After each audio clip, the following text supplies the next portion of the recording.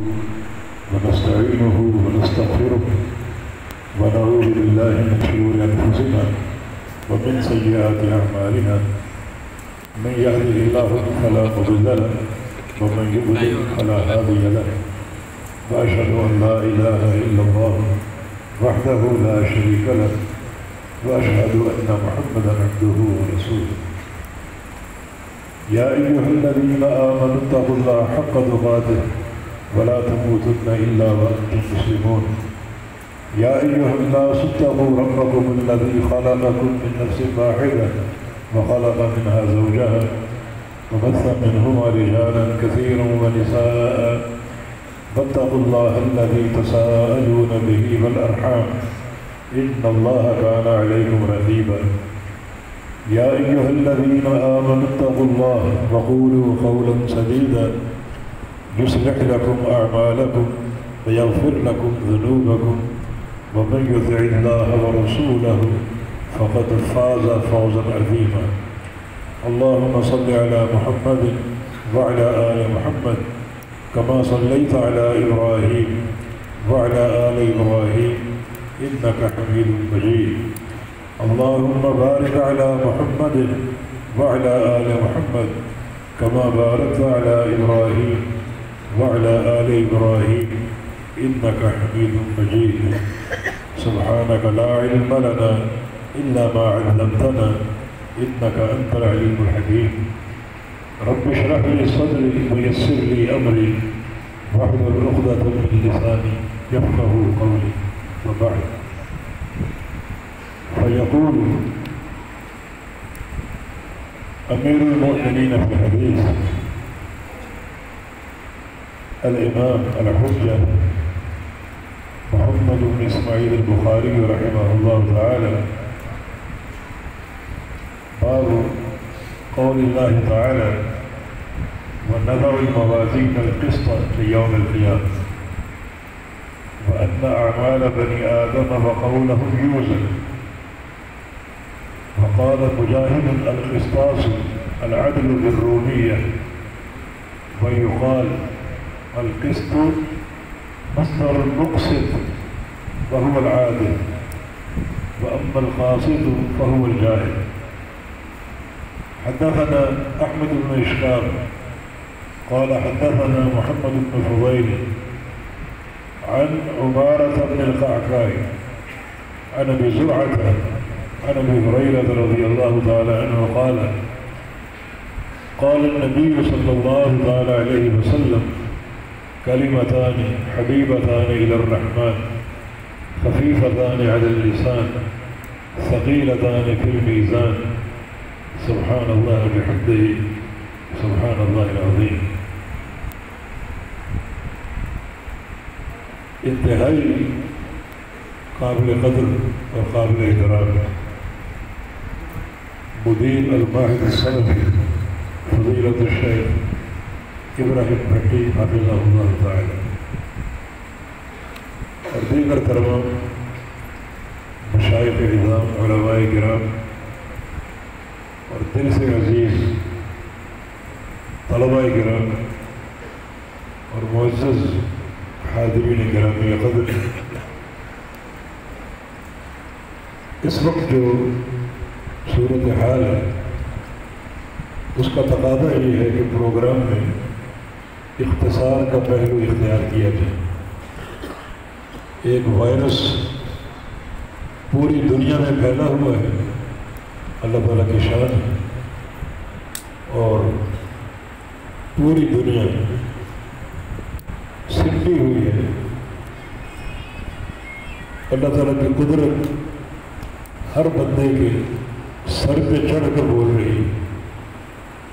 اپنی قدرت کاملہ سے اللہ تعالیٰ نے ایک متحرک دنیا کو جامد کر دیا ہے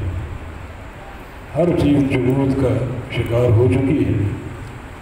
ہمارا ملک بھی پاکستان بھی اس وائرس سے متاثر ہے وہ شدت نہیں جو دنیا بھر میں ہے تو پھر بھی ہمیں احتیاط کے تقاضے پورے کرنے چاہیے تو اس وائرس کا تقاضا یہی ہے کہ ہم اس پروگرام کو جلدی سمیٹ لیں، لیکن جس انداز سے آپ بیٹھے ہوئے ہیں تو آپ نے ایسے بیس کی پوری دھجیاں بگیری ہوئی، باہم جڑ کر چپک کر۔ اللہ تعالیٰ سب کو عافیت دے،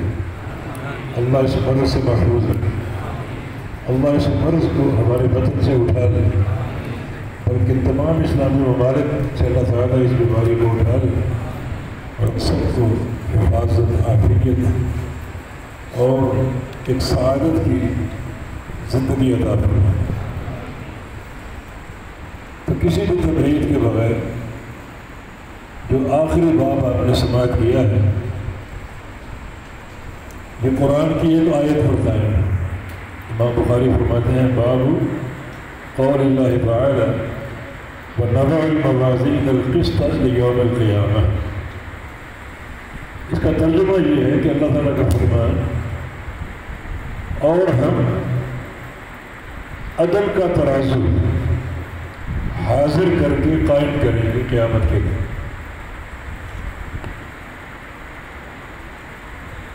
لیوم القیامہ، اس آیت کریمہ میں سے صرف ایک حرف پر فی الحال بات کرتے ہیں، باقی مباحث کو چھوڑ دیتے ہیں، اور وہ ہے لیوم القیامہ کی لام۔ اس لام پر تھوڑی سی بات کر کے اور کچھ حدیث کے بارے میں گزارشات پیش کر کے بات کو سمیٹ لیتے ہیں۔ اور ہم عدل کا میزان قائم کریں گے لیوم القیامہ۔ اس میں لام کے دو معنی ہیں، یا تو یہ لام بمعنی ظرف، فی کے معنی، فی یوم القیامہ، کہ قیامت کے دن میں ہم عدل کا میزان قائم کریں گے، عدل کا ترازو قائم کریں گے۔ ظاہر ایک خبر ہے، لیکن اس کی گہرائی میں جائیں تو رونقیں کھڑے ہو جاتے ہیں۔ اخروی حساب کا بڑا مہیب اور خوفناک یہ مرحلہ ہے۔ تو یا تو یہ لام بمعنی فی ہے، پھر یہ جملہ ظرف کے معنی ہے کہ قیامت کے دن میں ہم عدل کا ترازو قائم کریں گے،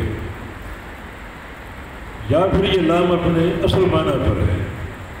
یہ لام تعلیلیہ ہے، اصل معنی اس کا بیان علت۔ اب معنی یوں بنے گا، جب یہ لام تعلیلیہ ہوگا تو مضاف معذوف ہوگا، تقدیر عبارت یوں بنے گی ونضع الموازین القسط لحساب یوم القیامہ، لحساب یوم القیامہ،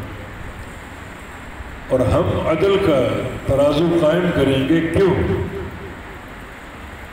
ترازو قائم کرنے کی علت کیا ہے؟ یہ لام تعلیلیہ ہے، قیامت کا حساب لینے کے لیے،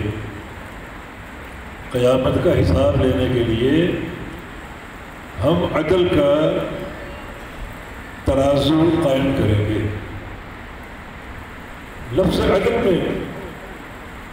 بڑی ایک ہیبت اور دہشت، اللہ تعالیٰ کا عدل بڑی باریک بینی پر قائم ہوتا ہے۔ ہم کبھی عدل قائم کرنا چاہیں، بہت سے پہلو، بہت سے گوشے ہم سے چھپے ہوتے ہیں، کما حقو عدل قائم نہیں ہو پاتا، لیکن اللہ رب العزت کے سامنے ہر پہلو، ہر گوشہ موجود ہے، اور اس کا عدل بڑی باریک بینی پر قائم ہے۔ اس لیے یہ جو میزان ہے، قیامت کا ترازو ہے، یہ اعمال کو ایسا تولے گا کہ ایک ذرے کے فرق کو نمایاں کرے گا، ایک ذرے کے فرق۔ ذرہ آپ جانتے ہیں کیا ہے؟ ذرہ وہ شے ہے جس سے چھوٹی کوئی شے نہ ہو۔ دنیا میں سب سے چھوٹی شے، سب سے چھوٹی، وہ سوئی کی نوک کہہ لو یا اس سے بھی چھوٹی، اس کو ذرہ کہا جاتا ہے۔ جب اللہ تعالیٰ اپنا میزان قائم کرے گا اور اعمال کو تولے گا، تو یہ میزان ذرے کے فرق کو بھی ظاہر کرے گا۔ اور نبی علیہ السلام کی حدیث ہے اگر ایک ذرے کے برابر نیکی بڑھ گئی تو وہ جنتی، اور ایک ذرے کے برابر گناہ بڑھ گیا تو وہ جہنم۔ اتنا یہ باریک بینی پر وزن ہو، عدل کا میزان۔ وہ ہم ٹرین پر سفر کر رہے تھے، ایک بار پنجاب کا علاقہ تھا، تو ایک فقیر وہ بھیک مانگ رہا تھا اور پنجابی زبان میں ایک شعر پڑھ رہا تھا۔ اس شعر میں عدل کا معنی موجود ہے۔ وہ کہہ رہا تھا اللہ تعالیٰ کی طرف اشارہ کر کے کہ عدل کرے تو تھر تھر کمن اونچیاں شاناں والے،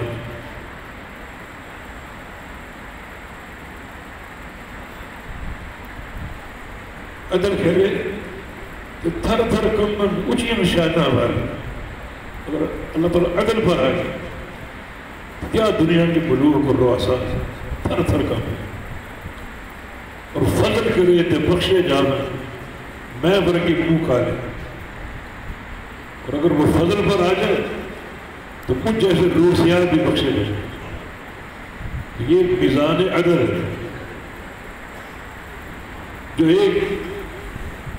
ذرے کے برابر فرق کو بھی ظاہر کرے گا۔ ہم آگے بتائیں گے کہ اس کی تیاری ہم نے کیسے کرنی ہے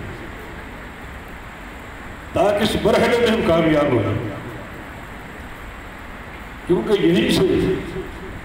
جنت اور جہنم کے گروہ روانہ ہوں گے۔ اور یہ مرحلہ جب شروع ہوگا تو نبی علیہ السلام کے فرمان کے مطابق حلت الشفاعت، اللہ تعالیٰ گناہ گاروں کے لیے شفاعت کو بھی حلال کر دے کہ میرے انبیاء میرے مرسلین شفاعت کریں ان گناہ گاروں کی بخشش کی اور میں ان کو معاف کروں۔ اتنا ہی مہم مرحلہ۔ سیدنا انس بن مالک رضی اللہ عنہ نے نبی علیہ السلام سے ایک استدعا کی، ایک آرزو لے کر آیا، اسألک ان تشفع لی یوم القیامہ، کہ میرا آپ سے ایک سوال ہے، ایک درخواست ہے کہ آپ قیامت کے دن میری شفاعت فرما دیجیے۔